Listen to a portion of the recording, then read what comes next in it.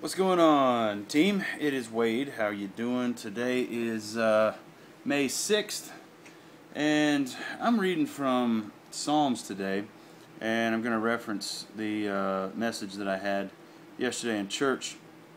The last couple of messages have been about altars.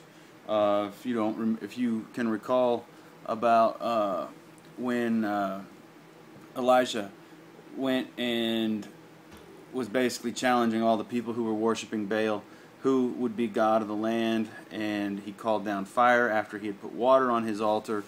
Fire came down and amazed everyone, and everyone started believing in God again. Well, continuing on with the topic of altars, an altar is intentionally made. You make it on purpose. You have to make effort to go create an altar. It's a place where you worship the Lord. It's a place of reverence, but you make it. It's a place that you go to. It's a place that you build. So if you don't make the effort to find your altar or to build your altar, you might not have an altar. Sometimes my altar is in the car. It's oftentimes not necessarily you have to build it out of sticks and wood and go to all kinds of great lengths to do something crazy. It's a place. Your altar is a place. And you got to go find it. Because times are tough. They're tough for everybody. I promise you, times are really tough. Wow, check that out in the video.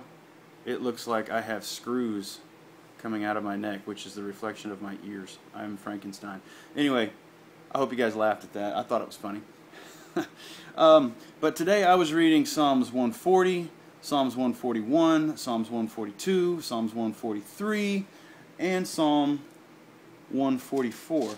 And in all of those verses, it talks about David, because Psalms is all about David calling out to the Lord, worshiping the Lord, and all of those different things while he's scared, while he's thankful.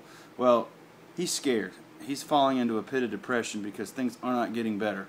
And that's what I'm saying. Find your altar, because sometimes things aren't going to get better for a minute. And you got to hunker down and get ready for winter, if you know what I'm saying. The season will pass, but if you are not prepared to hunker down at your altar daily, you're going to freeze to death, if that makes any sense. Because listen here.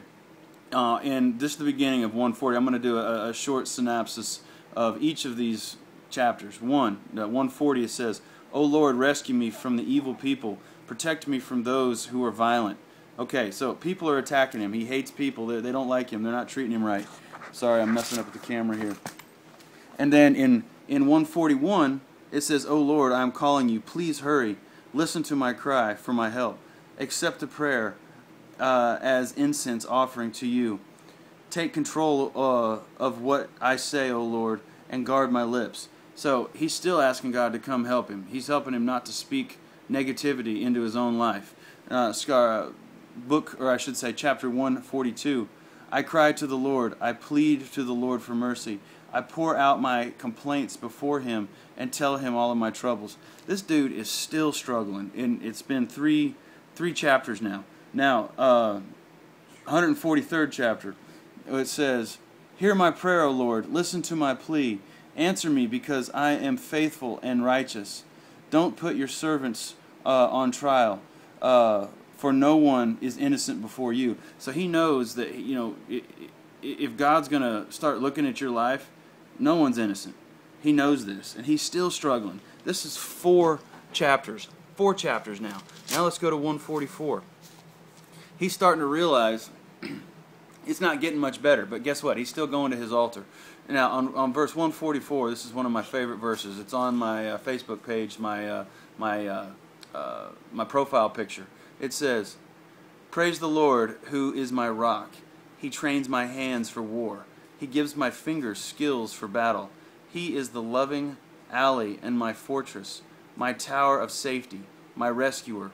He is my shield, and I take refuge in him. He makes the nations submit to me." So now he's realizing, all right, it's getting tough.